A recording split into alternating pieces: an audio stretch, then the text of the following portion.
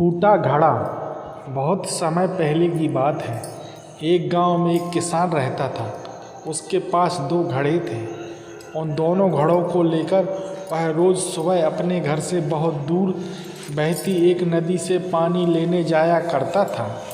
पानी भरने के बाद वह उन घड़ों को एक बाँस की लकड़ी के दोनों सिरों पर बांध लेता और उसे अपने कंधे पर लादकर वापस घर तक लाता था। रोज़ सुबह उसकी यही दिनचर्या थी।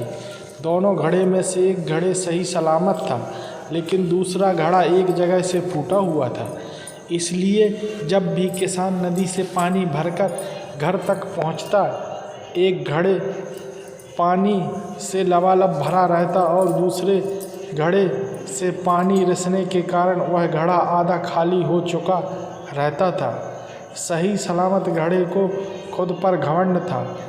वह किसान के घर तक पूरा पानी पहुंचाता था। दूसरी ओर फूटा घड़ा खुद को नीचा समझता था और हमेशा शर्मिंदा रहता था कि वह किसी काम का नहीं है। उसे गिलानी महसूस होती कि उसके कारण किसान की पूरी मेहनत बेकार चली जाती। एक दिन उस फूटे घड़े से नहीं रहा गया और उसने किसान से क्षमा मांगते हुए कहा, मालिक, मैं खुद पर बहुत शर्मिंदा हूँ। मैं ठीक तरह से आपके काम नहीं आ पा रहा हूँ। किसान ने पूछा, क्यों, ऐसी बात हो गई?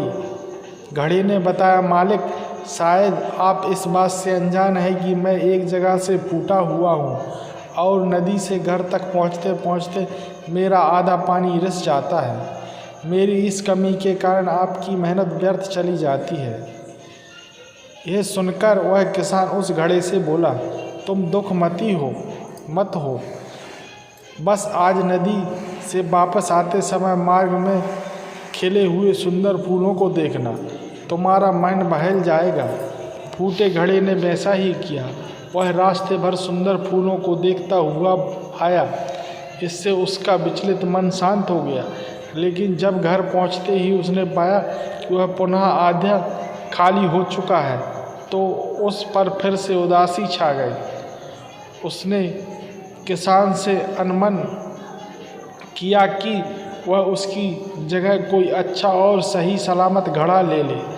यह सुनकर किसान बोला, क्या तुमने ध्यान दिया है कि बाँस के जिसे सिर पर तुम बंधे रहते हो, उस ओर से मार्ग में सुंदर फूल खिले हुए हैं, जबकि मार्ग की दूसरी ओर सूखी ज़मीन है।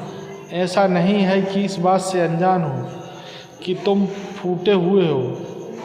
यह बात जानते हुए कि मैंने मार्ग की उस ओर सुंदर और रंग बिरंगे फूल लगा दिए हैं। जब मैं नदी से पानी भरकर लाता हूँ, तो तुम्हारे द्वारा उन फूलों को पानी मिल जाता है और वे सदा उस मार्ग को हरा भरा रखते हैं। तुम्हारे कारण ही वह मार्ग इतना सुंदर हो पाया है।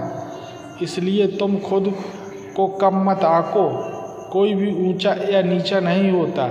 इस दुनिया में हर इंसान को एक रोल मिला हुआ है, जिसे हर कोई बखूबी निभा रहा है।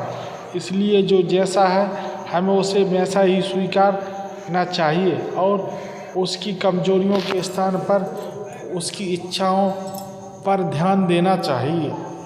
बोलो ओम नमः शिवाय।